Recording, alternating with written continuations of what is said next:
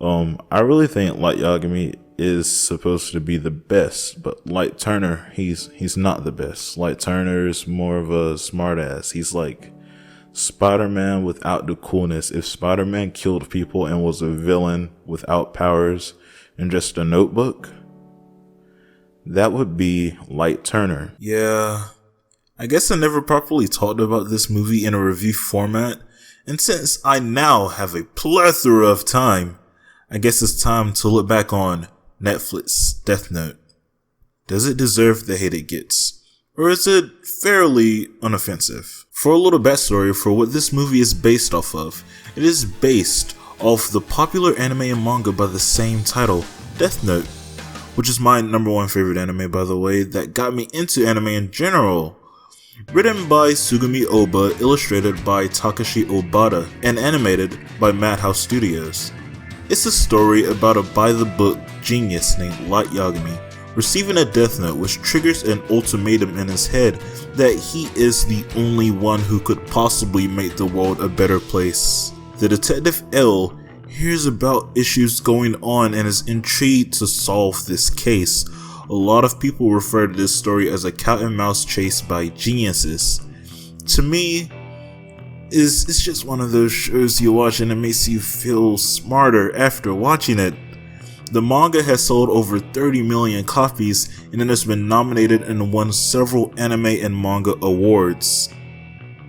Whoa, wait a second. There's a TV drama and musical based off of Death Note as well? The movie begins as all good movies should, with an establishing shot of the cities so you know, wow, this movie is set in a real location, with real people. We're introduced to both main characters, but only know about Light for now. The other is just a cheerleader that smokes in people's faces, and no one has a problem with that. Light is shown writing down answers to a quiz, and giving it to some people for money. No problem here, I guess. They have to show he's smart somehow. I mean, they could have just shown him getting a test score back or something, but I digress. The Death Note falls out of the sky and lands on the ground with no one else around, I guess. It immediately starts raining, so he heads inside, or tries to, until he sees someone getting picked on by our fucking boy Kenny. I think his name is that at least. A kerfuffle happens, and Light gets his lights turned off. You see what I did there? Wasn't really funny? Okay, I'm sorry. Blah blah blah, mean principal gets Light detention, but not our boy Kenny. Blah blah blah, we're now in detention with Light reading the Death Note, and I had to say, I still really like the design of the notebook in this film. The religious aspects that were present in the show are kinda lost in this film. The book itself is the only religious piece here. Oh, and the sight of Ryuji makes Light scream and hide.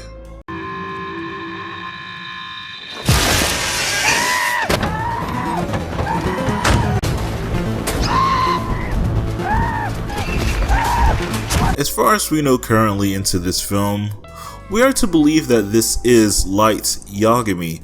It is irritating beyond belief when you are to believe that this is Light Yagami. Light is not a loner dork. He's smart, he has friends, he's good looking, he's popular. This is not that Light, and it takes them a while to tell us that, when I feel like we should have known that from the start. Good. Now as long as we're playing, let's do it right. There's no need to stop it.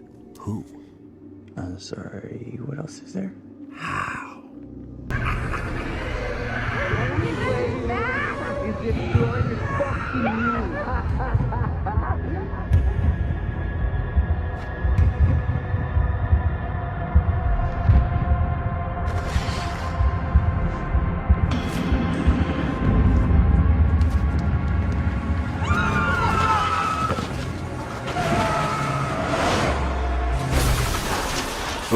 Oh no, he killed our fucking boy Kenny, oh my god! One of the good things about this film is the relationship between Light and his father, somewhat. Their mother died to a criminal, they got the dude arrested, but he got out on bail, etc, etc.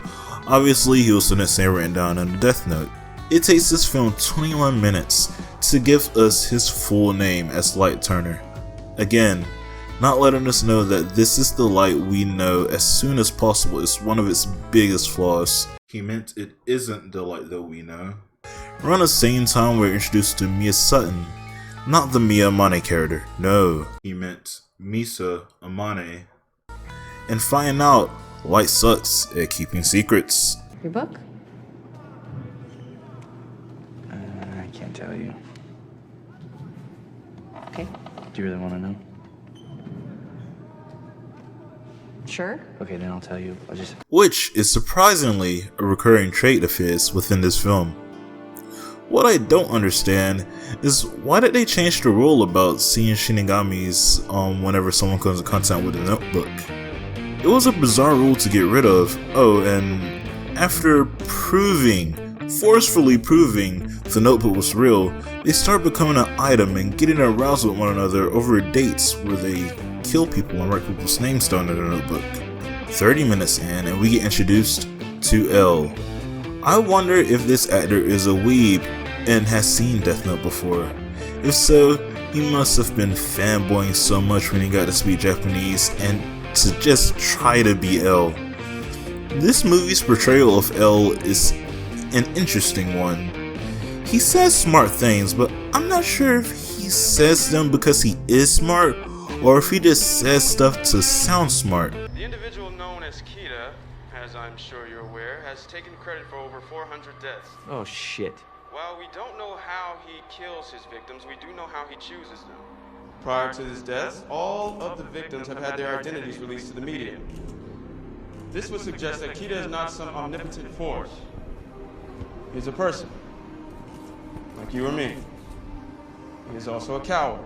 So, L's been hiding his identity from the public forever, just to show it to Kita randomly? That's odd. The 12 FBI agents come and go, by the way. Mia is such a fucking crazy person, and honestly, I love it. If they didn't want to make a faithful adaptation, call it something else and let it be the exact opposite of Death Note. Let Mia be the crazy person that owns the Death Note and is using Light to her advantage during everything. I think that would have been a pretty good film.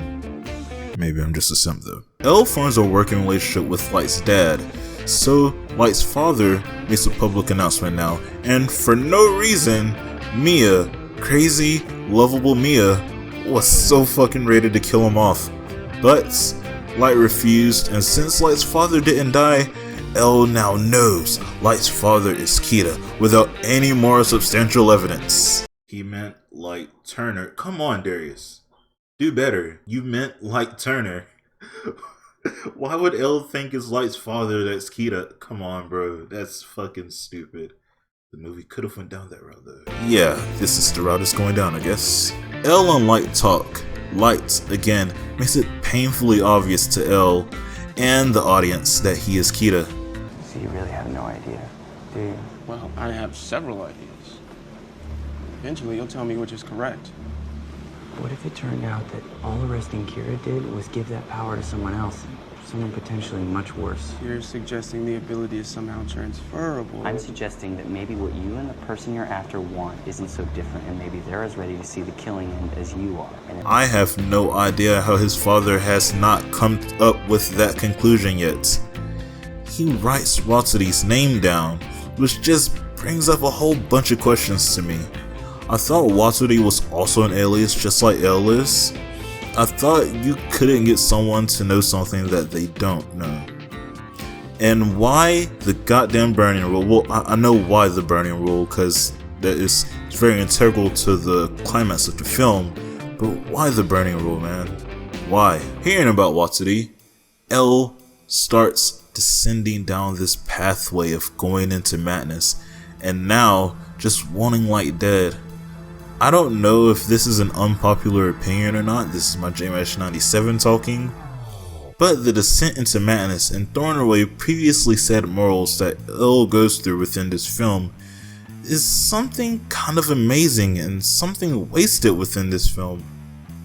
It'll literally chase this light around the entire city, and the Ferris wheel scene happens.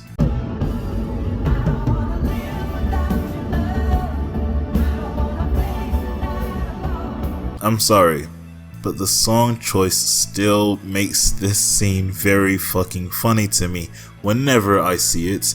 The lyrics relate to the scene, I guess, but the tone and the feeling I get from it does not mix well with what's on the screen. And it turns out that this was all according to Light Turner's plan. Where was the smartness throughout the entire film, besides the beginning, where they show him doing schoolwork? I thought this film was very fast paced and tried to be something more than it was. It's not a bad film, not a good film either though, but it's very meh. 5 out of 10 if you would. I didn't hate myself from watching this. I was entertained and dumbfounded, and that's really what this Death Note movie is all about. I cannot hate this film because it looked like the actors and actress Mia had so much fun making the film, and really, how can you hate it? On the other hand though, this gives off hella student vibes to me. He meant it gives off student film vibes, which I can kind of see. It does indeed give off hella student film vibes. So Netflix, if you want to try something like this again, please make it more of a series rather than a movie, so you can have more time to flesh out the characters and story. Still, I do think that this Death Note movie is better than any of the other American live action versions of anime we've gotten so far. I have not seen Ghost in the Shell, by the way, and I have not seen Alita Battle Angel.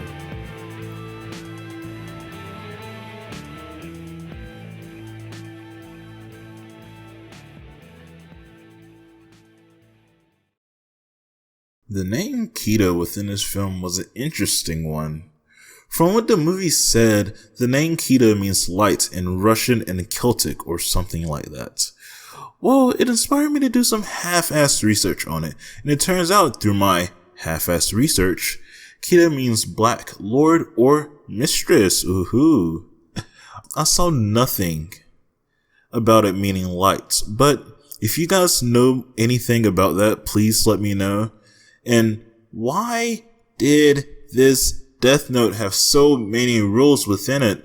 Most of the rules that are in this Death Note was stuff that Light had to figure out in the anime by just doing a bunch of experiments. So why couldn't Light Turner do that as well? That's why I think this movie probably didn't need to be a movie and probably should have been a series or something and shouldn't have been called Death Notes. Or at least make it blatantly obvious that this isn't going to be the Death Note that we know. Make it blatantly obvious that, I don't know, just make none of the characters the same name. Have a completely different story. You can still have Ryuk in there, of course. And one of the things that annoyed me in this film is, why the fuck did Ryuk not eat any of the apples fully? Like, it fucking bothers me because Ryuk eats the entire apples in the fucking anime. And another scene that's very funny is this one. Don't trust Ryuk. He calls him Ryuk. He calls him Ryuk. I'm sorry. Alright, that's it. I'm leaving. Goodbye.